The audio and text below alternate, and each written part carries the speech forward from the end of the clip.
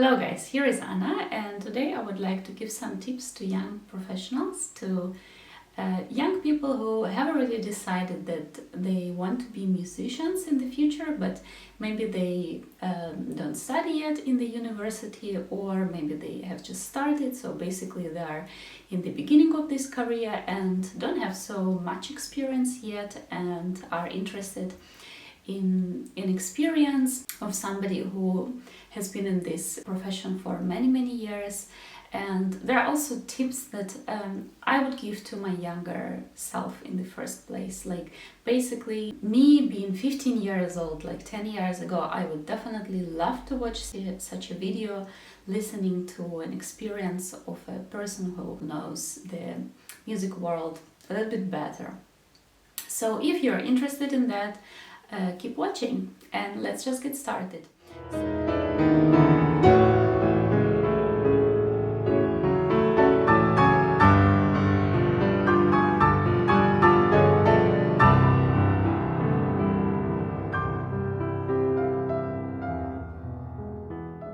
So the very first tip that I'm gonna give you is that in this age you definitely need a very good professor, like your mentor who also really cares about what's going on in your professional or maybe even personal life, who is understanding, who is just simply a good musician, who has been maybe like a concert pianist in the past if you want to be a concert musician, maybe who is still playing a lot. So never underestimate the impact that a good professor will have on your whole future career.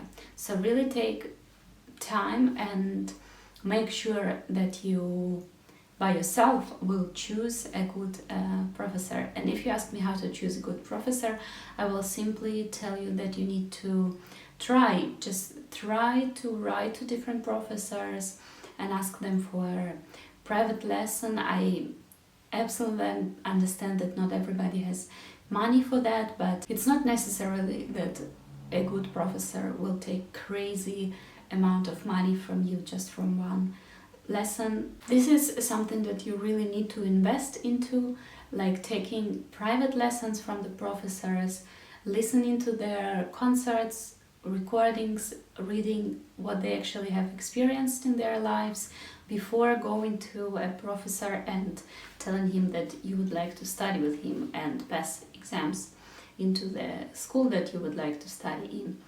So don't choose a school, choose a professor in the first place. Of course, the school is also very important and has a big impact on our education, but in our case, in the case of musicians, the most impact will always have your professor on what you are gonna learn and probably on your whole career. So really take your time to find a good professor. Do also some master classes. Sometimes you can find some scholarships for master classes. Sometimes they give some prizes during the master classes, so there is always a possibility to find how to get to know some more professors. And of course, ask your older friends. Sometimes you can even write to a very random person that you know that is studying with the professors that you are interested in, and you can just ask them how is their experience.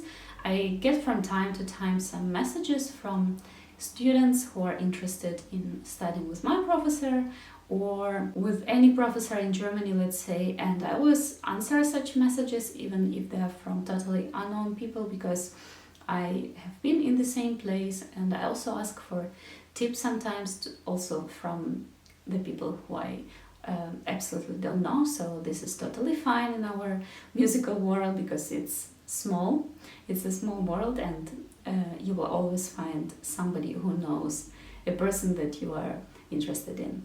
Exactly after this tip about a professor, I would also like to say that don't expect your professor to be your manager. I know many people are looking for professors who are maybe not the best musicians in the first place, but they try to do a lot for their students, like organize concerts for them. They have a lot of connections and try to use these connections for promoting their students. They are very often judges on the competitions. If you are a person who are interested in such a professor, it's absolutely fine. You do you, but I wouldn't recommend you to rely on your professor in the beginning of your career simply because he has connections, but he's not a good musician. Sometimes you can find also a very good musician who at the same is very interested in helping you in your career, but most of the time it's not like this, because a good musician will always be very busy with his own concerts. He will always have a lot of students, good students, and obviously he cannot help really everybody. So the best thing what I would advise you is that you look to your professor as a teacher and as a mentor and not as a manager.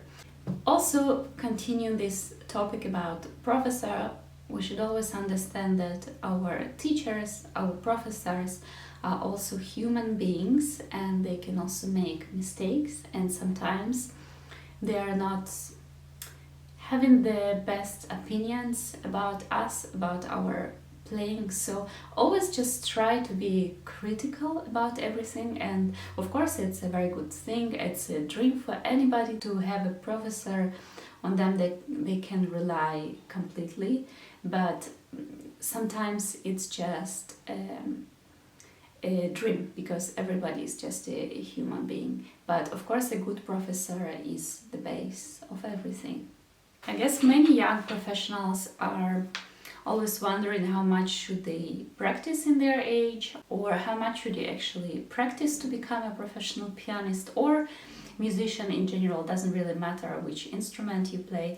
And what I would like to discuss here is that I see sometimes there is a picture on internet, and it's not even these days on internet, it was always like this, that talented people do not need to practice so much. And I should tell you this is absolutely not true. For example, a very famous pianist, Russian pianist, Sviatoslav Richter, he always said that he didn't really practice more than like 2 hours or something, and many people around him actually said that this is absolutely not true. Like many of his friends and his wife also said that this is not true. He has always practiced like crazy, basically. So I don't know why do we actually have such a picture, and why do some of musicians do not really say how much they practice. I don't know, I don't want to judge that, but from my personal experience, I should tell you, I know really a lot of people in the music industry, also the people who are very successful in this industry, like basically being there on the top, and I know exactly how much they practiced in the past, or maybe they still do, even being adults, and I should tell you they practice like crazy, like hell, if they really want to be successful in this world. So practicing is very important, especially in the age between of 10 and 20, because in this period you will give yourself a technical base, and you will learn most of your repertoire. And this is also a very good age to learn actually a lot of pieces. Of course, it doesn't mean that you have to get crazy and practice 10 hours per day. This is absolutely not what I'm talking about, but your practicing has to be consistent. You have to do it every day. Maybe it doesn't sound logical, but I would also like to tell you that it's important not to over practice because I know that some young musicians have so much energy, and sometimes they also over practice, and they start having some problems with hands. This is also a very important topic when you are like under 20 years old. You always have to be careful about your hands, because your body is still growing when you are younger, and things change very quickly, and maybe you haven't yet found like your right technical base that you can use to play very technically difficult pieces. And sometimes people also have problems with hands, but what I mostly see, people do have problems with hands when they are not practicing in the right way, when they don't do breaks, when they try to practice like many hours non-stop, and when they simply like overdo. There will be probably a situation in your life when you just have to do it, when you have like a super important concert, a competition, an audition, when you have to learn a lot of repertoire very fast. But try to avoid such situations as much as possible, because it is simply dangerous for your hands. And another reason is why you shouldn't over practice, I think, is because you should always leave some time to do something else in your life. And especially when you are younger, try also to take some time to learn other things. And I'm not even talking about like obvious things like reading books and taking time to go to the theater, to concerts, to different concerts, not only to concerts where somebody plays your instrument, but also, like, I think the most important is to listen to the symphonic music, read a lot about music, about different musicians and composers. But even inside like this music box, there are a lot of things actually that you can learn. Like, for example, if you're a pianist, I would highly recommend you, if you have a possibility, to learn historical instruments like fortepiano, like cembalo, whatever you have an access to. Like, just even if it's like some private lessons, just to learn an instrument, like maybe an organ also. It's always great just for your general music knowledge. Learning harmony is very important. I would also highly recommend you to try to find a teacher with whom you could learn composing, at least like the very basic stuff, and try conducting. Conducting, I think, is always good. Of course, if you have possibility. Also singing, like if you have a possibility to sing in a choir, it's amazing. Definitely you don't need to do all the things at the same time. You can, if you have time, try to choose a few things and to concentrate on that for some time, and then just switch your subjects. And if you have in your school some courses where you can learn the base of management, I would also highly recommend that. I will talk later about that. And of course, don't forget to do some sports, especially maybe train your back muscles, and this will prepare you for the harder time in the future when you maybe won't have so much time for sports, though I think it's very important for any person in the world to do some sports, but especially for musicians, because well, it's like, I guess I don't need to explain why but almost any pianist has some problems with their back, so this is very important to have some strong muscles in the back. So I lately posted a very personal video on my channel about my experience taking part in one big competition. You can watch it if you want, I will leave the link down below. But if you ask me, should I do some competitions when I'm young, I would totally say yes. Because first of all, you will have your own experience, you will have your own opinion on competitions, you will get some new connections. And connections are not only meaning like you will get to know some musicians who are in the jury, or maybe some musicians who are coming to listen to you, but even your like future colleagues, the other competitors. You should always think that your friends who study around with you, and for example the competitors that are taking part in competitions together with you, they can not only be your future friends, which is amazing. I learned many of my friends through master classes and competitions, but also they are actually your future colleagues. You will probably work with them together in the future. future you will probably play with them together somewhere. So I think it's a very good experience taking part in some competitions. If you don't like it, you can always stop, but I would definitely advise it. The only one thing that I would like to warn you about is that you really should think about which competition you are taking part in.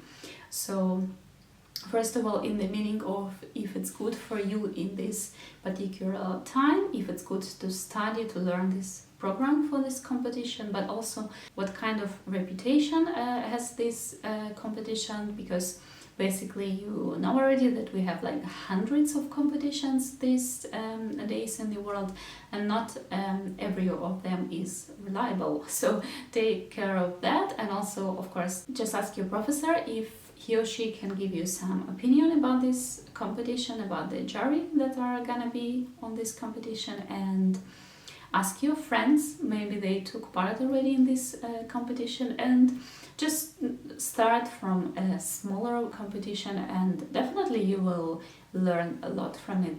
But never forget that by taking part in a competition, you as a competitor in the first place supports this competition. I also had some very bad experience taking part in competitions, not in the meaning that I played badly or that I didn't get anything, but in the meaning of that, for example, 2 times in my life I didn't get the prizes actually that I won. I've never seen the prizes after the competition was over.